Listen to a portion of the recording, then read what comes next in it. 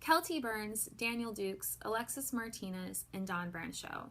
These are the names of the 4 people that have been killed by captive orcas. These were not merely accidents. These were pure acts of aggression. Orcas have been held captive at marine parks for decades. These massive animals are forced to live in swimming pools that are much too small for them, and they are forced to perform stunts and swim with trainers. Is it any wonder that this unnatural lifestyle would eventually lead to a life of aggression? Kelty Burn was the first person to be killed by captive orcas in 1991. She slipped and fell into the orca tank at Sealand in British Columbia, where she was a trainer. 3 orcas repeatedly brought her under the water and brought her back up over and over again until she eventually drowned. These orcas were then sold to SeaWorld. Daniel Dukes was found dead in the orca tank at SeaWorld in Orlando in 1999. He was naked and his genitals had been bitten off. He apparently snuck into the park after hours and decided to take a late-night swim with one of the orcas that was responsible for killing Kelty Burn. In 2009, Alexis Martinez was killed by an orca at Loro Parque in Spain.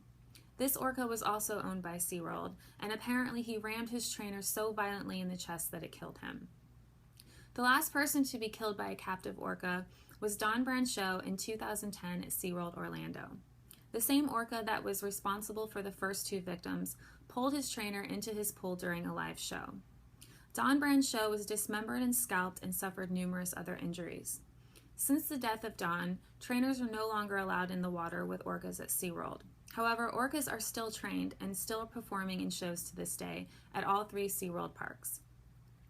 Recently, one of the SeaWorld parks has decided to stop using orcas in their shows and instead has decided to build a much larger exhibit where orcas can be shown swimming more naturally. This is SeaWorld San Diego, and the California Commission has agreed to this expansion on the condition that SeaWorld stop breeding and transferring its orcas. SeaWorld is of course not happy with this, so we will just have to wait and see what will happen at this location. The other 2 SeaWorld parks have no intention of stopping their orca shows.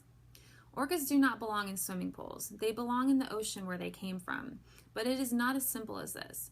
We cannot simply put them back in the ocean because they would have no idea how to fend for themselves in the wild after living in captivity for so many years.